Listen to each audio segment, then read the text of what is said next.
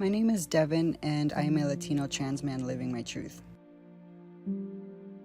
I'm proud of my gender identity, and I'm grateful for all the amazing and supportive people I've met and been able to work with because of my visibility.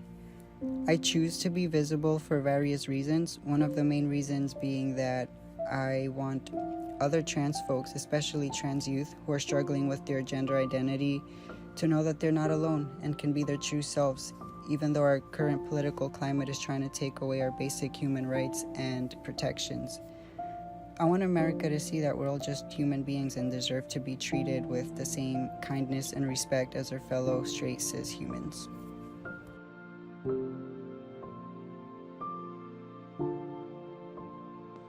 Hi, I'm Sheena.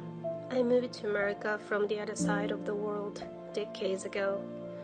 I received so much opportunity and love.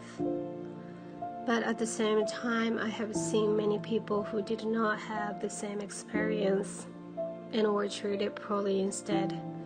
I feel lost in between these worlds.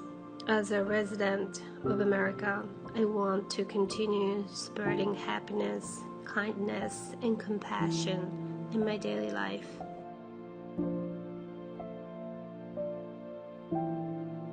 I am the daughter of Filipino immigrants. My father immigrated in 1928 and waited 22 years for a Filipina, my mom, to arrive in America to marry. Having experienced blatant and nuanced racism, my parents chose not to teach us Tagalog, though we learned to celebrate our history and culture through dance, food, music, and history. As the first non-white family moving into an inner city, blue-collar, working-class neighborhood in Chicago, life was difficult.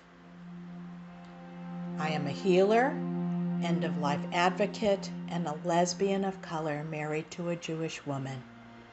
And together we navigate contrasting world experiences, sharing different cultures, religions, and skin color.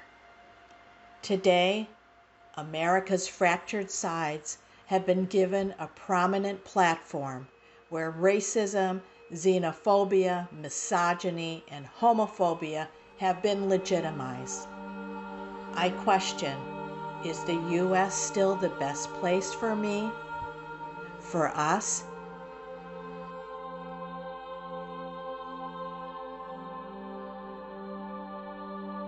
When we think about people in photographs together, happiness comes to mind. In both of our cases, we used to think we could never attain that same level of happiness. Despite the legalization of same-sex marriage, we still share the lingering fear of who can we really trust when we meet new people. The thought of having to constantly bear a temporary closet as a married couple or introducing each other as friend just to avoid inciting hatred in the wrong person is enough to bring us back to thinking that the happiness we thought we finally had is still beyond our reach.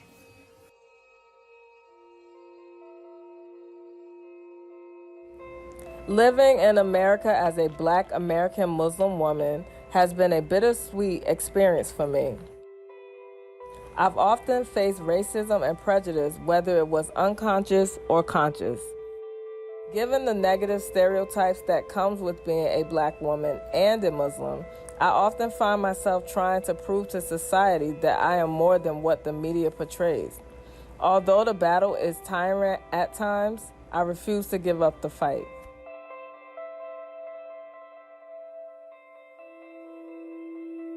When I left my country for the United States 6 years ago for my education, I thought I would be leaving behind the rampant killing of others solely based upon the difference of ethnicity.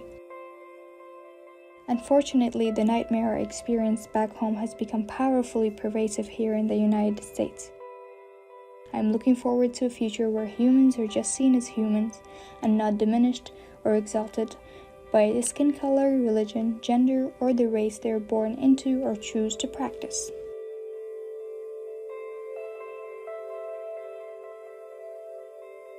My name is Chantel, and I love being Black. I love everything about being Black. The music, our hair, our culture, just to name a few.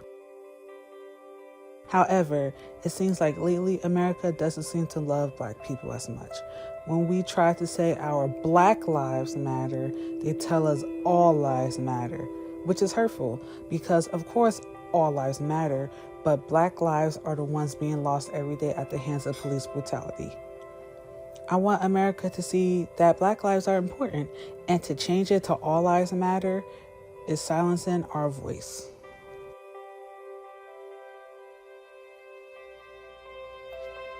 For me, the project spoke to what it meant to be of mixed ethnicity in America. From the moment I arrived in this country at 5 years old, I was teased relentlessly for not knowing English and having a foreign name. Growing up, I was always connected to being Nicaraguan, being Japanese, being Black, connected to these cultures equally, but often I was put in a box. I couldn't be all of these. I had to choose, or the choice would be made for me. Most of the time, I was just a Spanish kid or a Black kid. I suppose my physical traits weren't overwhelmingly Asian. I've grown up dealing with racial stereotyping and racial slurs. I've grown up living the Black experience while simultaneously living the brown experience, all while feeling equally Asian. I feel that society has tried to make me choose a side, a culture, and even if I were to do so, I would never be accepted because I wasn't Hispanic enough or Black enough or Asian enough. What I have learned, though, is I am enough. I am enough of everything. I am to be accepted, my people love me, and as much as society wants me to choose, I will never. I will continue to represent every part of me, and I will continue to break out of every box I am put in until they see me for who I am.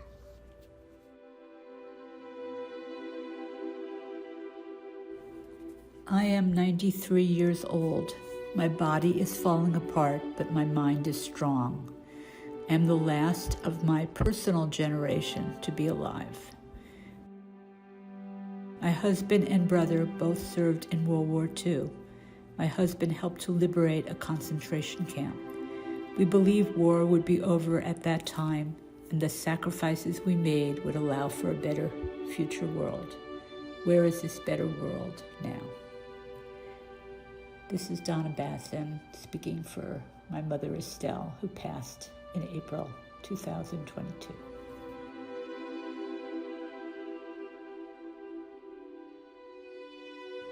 My name is Ronnie A. Powell. My Jamaican parents gave me those initials as a symbol of you reap what you sow. I feel that I express myself and my emotions through my art. Reflecting on the current events and ongoing tensions in our world today, I believe we need to put aside our ego and admit that something is wrong. It may be an issue so simplistic to the core, yet we need to address it together.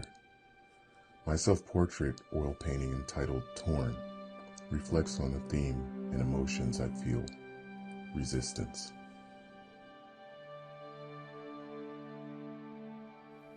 We can't control what happens to us, but we can control how we choose to meet it. I was diagnosed with scleroderma more than 25 years ago and given 5 years to live. Instead of letting that diagnosis rule me, I chose to focus on the present moment.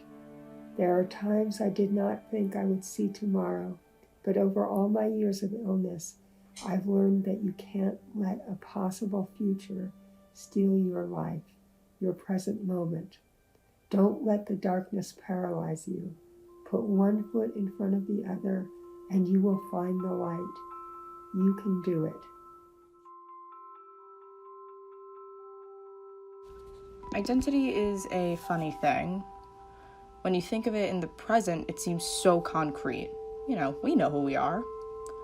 But then life happens, and who we are and what we want can completely change. In a short period of just a couple of years, our lives can be blown to pieces and then put back together countless times. We experience grief and loss and are forced to acknowledge how temporary things are, even ourselves. Who I am now is not who I will be in a year. Maybe I'll even be different tomorrow. But rather than fear for what the future will bring, I hope to find peace or maybe even excitement in continually getting to know the new person I am becoming.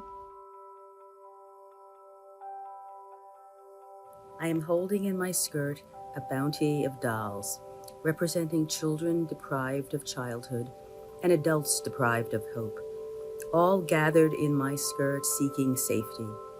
I want to protect them from a world that preys on their vulnerability, but they are content to be the cushion between me and the threat to humanity I feel from this precarious time in which we now live.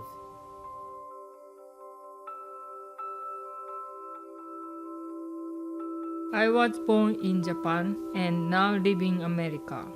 One of the things that attracted me to America was the diversity of people and cultures.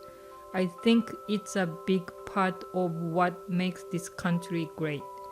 My hope is for this diversity to continue to inspire us and those around the world, and show that we are stronger when we are united.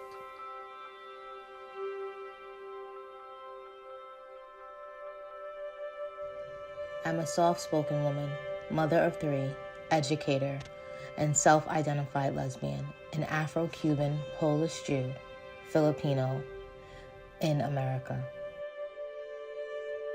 As a visual artist, I choose to explore and connect the intertwining relationships between social justice, equality, human and women rights, police brutality, femininity, modern-day slavery, and culture. I use my art as a conduit for the bold, fearless, thought-provoking, unapologetic issues.